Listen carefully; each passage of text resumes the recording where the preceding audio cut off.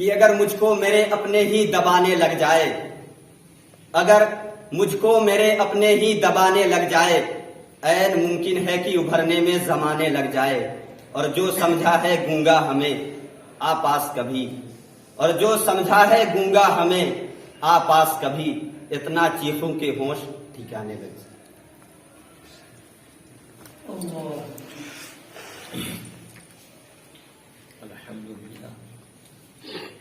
الحمد لله كفى وسلام على عباده الذين اصطفى، أما بعد. قال الله تبارك وتعالى في كلامه المجيد والفرقان الحميد: أعوذ بالله من الشيطان الرجيم، بسم الله الرحمن الرحيم. مثل الذين حملوا التوراة ثم لم يحملوها كمثل الحمار يحمل أسفارا بئس مثل القوم الذين كذبوا بآيات الله والله لا يهدي القوم الظالمين. صدق اللہ العظیم. قابل قدر اساتذہ کرام، عزیز طلبہ، اللہ رب العالمین کا بڑا احسان ہے کہ اللہ پاک نے ہم سب کو اپنے پاک مجلسوں میں بیٹھنے کی توفیق عطا فرمائی، اور بس دعا کی درخواست ہے، دعا فرمائیں کہ مجھ سے آکار کے زبان سے جو باتیں سامنے آئیں اسے آپ سبوں کو بھی اور مجھ سے آکار کو بھی عمل کی توفیق عطا فرمائیں۔ جاننا اور بات ہے، کرنا اور بات ہے۔ جانتے سب ہیں، کرتے نہیں ہیں، اور جاننے کا نام علم ہے، اور اسے ماننا یقین کہلاتا ہے، اور اسے ماننا یقین اور ایمان کہلاتا ہے۔ جان کر کوئی آدمی کمال تک نہیں پہنچ سکتا جب تک کہ اسے عملی جامہ نہ پہنے۔ اسی لیے اللہ پاک نے فرمایا ان لوگوں کی مثال، مثل الذین حملوا التوراۃ، ان لوگوں کی مثال جو توریت کا علم رکھتے ہیں، جو توریت کو جانتے ہیں، پڑھتے ہیں۔ یہ یہودی آقا صلی اللہ علیہ وسلم کے سامنے توریت کا علم رکھنے کے بعد بھی آپ صلی اللہ علیہ وسلم کا انکار کیا کرتے تھے۔ تو اللہ پاک نے فرمایا جو لوگ توریت کا علم رکھتے ہیں، مثل الذین حملوا التوراۃ ثم لم يحملوها كمثل الحمار يحمل اسفارا، اگر ان کی زندگی اس علم پر عمل نہیں ہے، اس کا علم اسے عمل پہ آمادہ نہیں کرتا ہے، تو اس کی مثال ایسی ہے جیسے گدھے کی پیٹھ پر گٹھر، كمثل الحمار يحمل اسفارا بئس مثل القوم الذین، برا ہے وہ آدمی قوم کے لیے۔ میرے دوستو، میرے عزیز طلبہ، افسوس اس کا ہے، مجھے اس بات کا غم ہے آپ کے چہروں کو دیکھ کر۔ آج سے قبل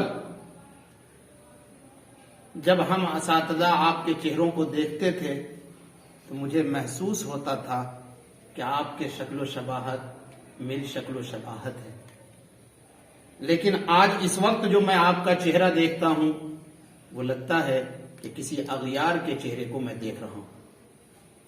افسوس ہے، آپ نبی کا علم حاصل کرتے ہیں۔ اللہ پاک نے فرمایا العلماء ورثۃ الانبیاء، یہ جاننے والے انبیاء کے وارث ہوا کرتے ہیں۔ انبیاء کچھ چھوڑ کر نہیں جاتے اور نہ گئے ہیں، یہاں تک کہ آپ صلی اللہ علیہ وسلم کے جانے کے بعد آپ کی بیٹیوں کو آپ کی وراثت میں علم کے علاوہ اور کوئی چیز نہیں ملی۔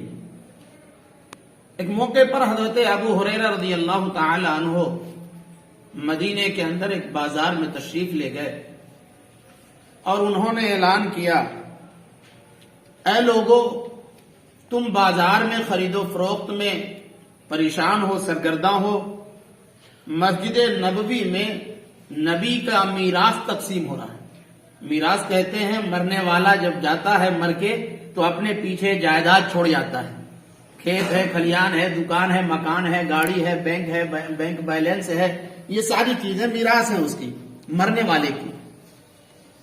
تو حضرت ابو ہریرہ رضی اللہ عنہ نے فرمایا کہ مسجد نبوی میں نبی کریم صلی اللہ علیہ وسلم کی میراث تقسیم ہو رہی ہے، تم بازار میں الجھے ہو۔ تو بہت سارے صحابہ کرام ایسے تھے جو بازار کو چھوڑ کر جلدی جلدی بھاگے، مسجد نبوی پہنچے۔ تو وہاں کیا تھا کہ وہاں حدیث کا علم جاری تھا۔ وہاں کیا تھا؟ حدیث کا علم جاری تھا۔ وہ لوگ واپس پلٹے اور حضرت ابو ہریرہ رضی اللہ عنہ کے پاس پھر پہنچے کہ ابو ہریرہ تم نے تو ہمیں بیوقوف بنا دیا، تم نے کہا وہاں میراث تقسیم ہو رہی ہے، ہم تو وہاں گئے، وہاں کچھ تو نہیں تھا۔ تو ان لوگوں نے یہ سمجھا کہ نبی صلی اللہ علیہ وسلم کی ٹوپی ہوگی، نبی صلی اللہ علیہ وسلم کا عمامہ ہوگا، آپ صلی اللہ علیہ وسلم کا عصا ہوگا، کوئی کرتا ہوگا، کوئی جبہ ہوگا، کوئی تہبند ہوگا، کوئی نالین ہوں گے، اور یہ ساری چیزیں تقسیم ہو رہی ہوں گی، تو چلو بھاگ دوڑ کر چلتے ہیں، کچھ نہ کچھ مل جائے۔ تو حضرت ابو ہریرہ رضی اللہ عنہ نے پوچھا کہ وہاں کیا ہو رہا تھا؟ کہا وہاں تو حدیث کا علم چل رہا تھا۔ کہا ارے نبی تو یہی چھوڑ کر جاتے ہیں۔ ایک بات تو یہ، دوسری بات یہ ہے کہ میرے عزیز طلبہ، جب آپ یہاں سے گھر جاؤ گے تو آپ کا چہرہ، چونکہ آپ کون سا علم لے کر جا رہے ہیں یہاں سے؟ نبی کا علم، تو آپ کا چہرہ نبی کا چہرہ ہونا چاہیے یا نہیں؟ جی، آپ جب حافظ قرآن بنیں گے تو آپ کس کے مصلی پر کھڑے ہوں گے؟ نبی کے مصلی پہ نا۔ امامت کیا کرتے تھے آقا صلی اللہ علیہ وسلم، آپ ان کے مصلی پہ کھڑے ہوں گے نا، تو کیا اسی شکل کے ساتھ کھڑے ہوں گے؟ آپ کو معلوم نہیں کہ داڑھی کٹانا فاسقوں کا کام ہے، داڑھی کٹانا فاسقوں کا کام ہے، اور فاسق کبھی امام نہیں بن سکتا جو کبیرہ گناہ کرتا ہو۔ یہ فاسق کا، فسق کرنے والا کبیرہ گناہ کرتا ہے، اور جب تک اس سے توبہ نہیں کرتا۔ ایک بات اور کان کھول کر سن لیجیے، ایک آدمی جھوٹ بولتا ہے تو اس کا گناہ اسے وقتی طور پر ملتا ہے، ٹھیک ہے؟ جھوٹ بولا، گناہ ہوا، ختم ہو گیا۔ چوری کی تو چوری کیا، جس وقت چوری کیا اسے گناہ ہوا۔ شراب پی لیا، شراب پیا اس وقت گناہ ہوا، بعد میں توبہ کر لیا تو ختم ہو گیا۔ لیکن میرے عزیز طلبہ یہ کان کھول کر سن لو کہ اگر تم نے داڑھی کٹائی ہے، جب تک داڑھی اپنے معیار کی نہیں ہوتی ہے تو تم سوئے بھی رہو گے، گنہگار رہو گے، سوئے بھی رہو گے۔ بتاؤ اس چہرے کے ساتھ تم مصلی پہ کیسے کھڑے ہو گے؟ کون تمہارے پیچھے نماز پڑھے گا؟ کون تمہاری اقتدا کرے گا؟ کون تمہیں اپنا امام بنائے گا؟ کون تمہیں اپنے آپ سے اچھا سمجھے گا؟ جی، کون سمجھے گا؟ کون آپ کو مصلی کا حق دے گا؟ لہذا آپ طلبہ سے مؤدبانہ گزارش ہے کہ آپ ایسا کوئی کام نہ کریں جس سے مدرسے کا نقصان تو جانے دیجئے۔ کل چہرہ جب رسول اللہ صلی اللہ علیہ وسلم کے سامنے اپنا چہرہ نہیں دکھا پائیں گے، آپ کس سے سفارش کروائیں گے؟ کل میدان محشر میں آپ کا کون سفارشی ہوگا؟ کل میدان محشر میں آپ کو کون مددگار ہوگا؟ کون آپ کی رہنمائی کرے گا؟ کون آپ کو اللہ سے بخشوائے گا؟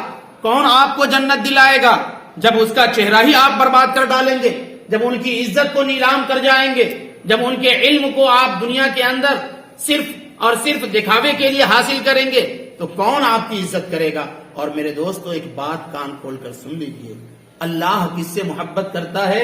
نبی سے، اور نبی کے ماننے والوں سے، اور نبی کے قدموں پہ، نقش قدم پر اپنی زندگی نچھاور کرنے والوں سے، نہ کہ نبی کی سنتوں کو پامال کرنے والوں سے، نہ کہ نبی کے بتائے ہوئے طریقوں سے بچھڑ جانے والوں سے۔ اللہ ایسے لوگوں سے محبت نہیں کرتا۔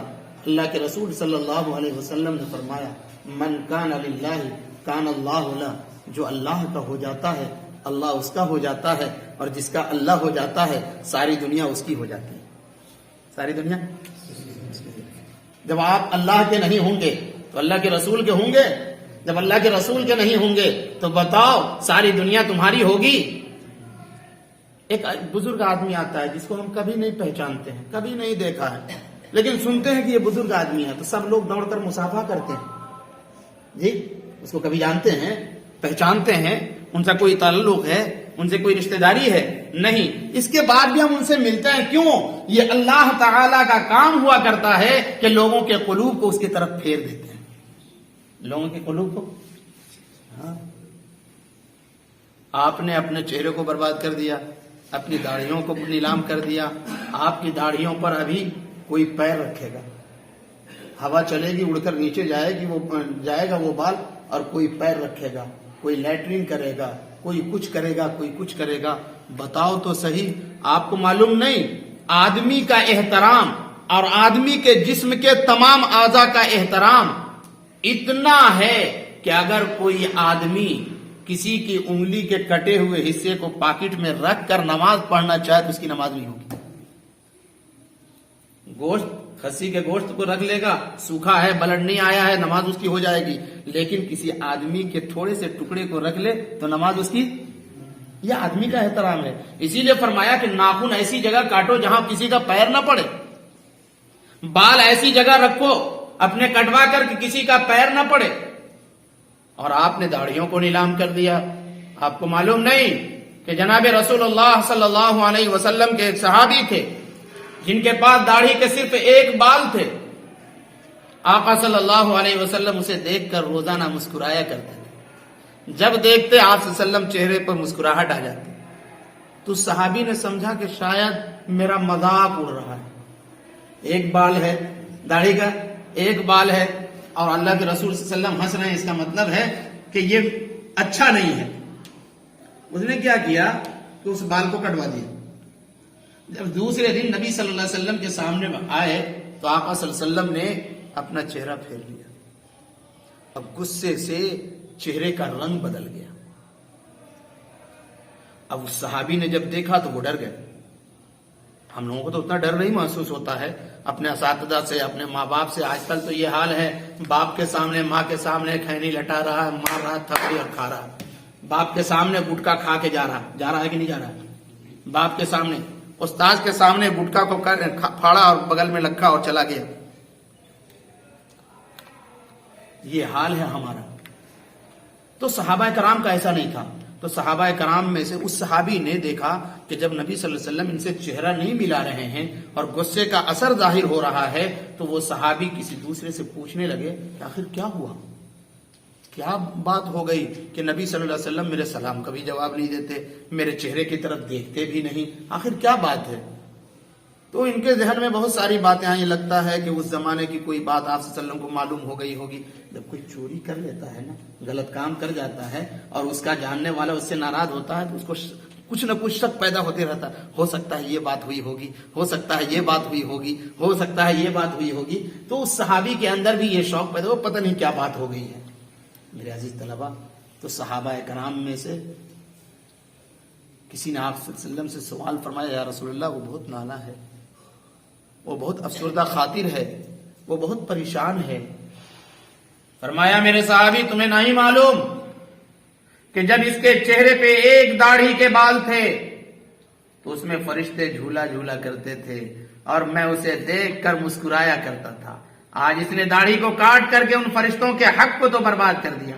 معلوم آپ کو داڑھی رکھنا واجب ہے، داڑھی رکھنا واجب ہے، اور واجب کا ترک کرنے والا فاسق ہے، اور فاسق کے پیچھے کسی قیمت پر نماز درست نہیں۔ فاسق کے پیچھے بتاؤ کیا ہوگا؟ 8 دن بعد 15 دن بعد آپ مصلی پہ جاؤ گے، تراویح پڑھاؤ گے، آپ گھر پہ جاؤ گے، آپ کا کہ گاؤں میں کوئی مولوی صاحب نہیں ہوں گے اور آپ مسجد میں پہنچ گئے تو لوگ آپ کو کہیں گے کہ ارے فلاں صاحب حافظ جی ذرا آئیے گا، کوئی نہیں ہے، آپ ہی نماز پڑھا دیجئے۔ آپ کیسے پڑھاؤ گے؟ آپ کے پیچھے ان کی نماز نہیں ہوگی۔ اس لیے اس بات سے توبہ کرو، الا ما قد سلف، جو ہو گیا سو ہو گیا، لیکن آج کے بعد سے یہ عزم سمیم کرو کہ انشاءاللہ رحمان آج سے اس سنت پر، اس واجب پر ہم عمل کریں گے۔ اللہ کے رسول صلی اللہ علیہ وسلم نے فرمایا افشوا السلام، سلام کا رواج دو. جب کسی سے ملاقات ہو تو سلام کرو. اس انتظار میں نہ رہو کہ ہم مولانا صاحب ہیں، ہم حافظ صاحب ہیں، ہم کو لوگ سلام کریں. نہیں، آپ نے بارہا دیکھا ہوگا میری ملاقات ہوتی ہے تو میں آپ سے سلام کرتا ہوں، اور میں یہ سوچتا ہوں کہ یہ عادت آپ میں آ جائے. میں یہ سوچ کر سلام کرتا ہوں. نبی صلی اللہ علیہ وسلم نے فرمایا اپنے چھوٹوں کو سلام اس لیے کرو تاکہ وہ سلام کرنے کا عادی ہو جائے. جہاں آپ گاؤں جائیں، محلے میں جائیں، معاشرے میں جائیں، جہاں آپ سے آپ کے بڑے ملیں، چھوٹے مل جائیں، آپ سلام کا انتظار نہ کریں کہ وہ کہے السلام علیکم مولانا صاحب، السلام علیکم حافظ صاحب، تب آپ کہیں وعلیکم السلام، کیا حال ہے بھائی. ایسا انتظار میں نہ رہیں. فرمایا جو آدمی سلام کا انتظار کرے ایسے آدمی کو سلام نہ کرے. جو آدمی سلام کا انتظار کرے کہ مجھ کو سلام کیا جائے تو اس آدمی کا کوئی سلام بھی نہ کرے.